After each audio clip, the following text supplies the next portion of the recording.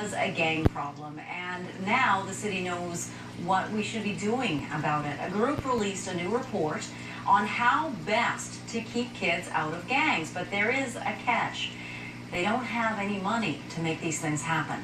CBC's Katie Nicholson's been looking into the story for us.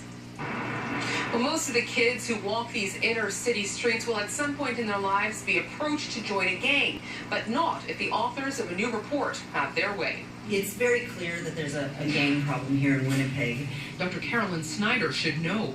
The emergency room physician sees many kids on the front lines, injured and desperate to leave gangs behind.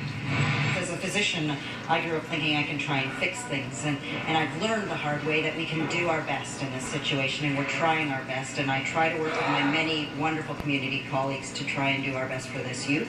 The hardest part is the lack of coordinated response, and that's what's really needed. And that's exactly what this report hopes to set in motion.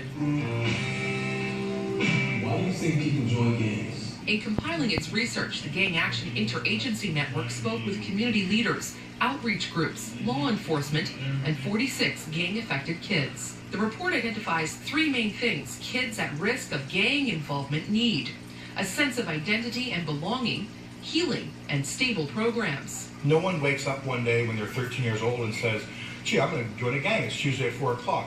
It doesn't happen like that. Floyd Weeb counsels parents whose kids have fallen in with gangs. He says there just aren't enough resources for kids when they need them.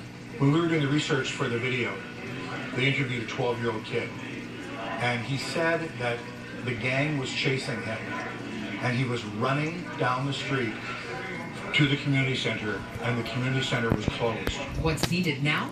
Funding, and not just for things like 24-hour safe houses. The Gang Action Network needs to hire dedicated staff to put their plan in motion. The problem is, if we don't get funding, is we're going to have more kids ending up dead or in jail. And I don't want that. None of us want that. They're hoping someone pays for their plan before more kids pay the price. Katie Nicholson, CBC News, Winnipeg.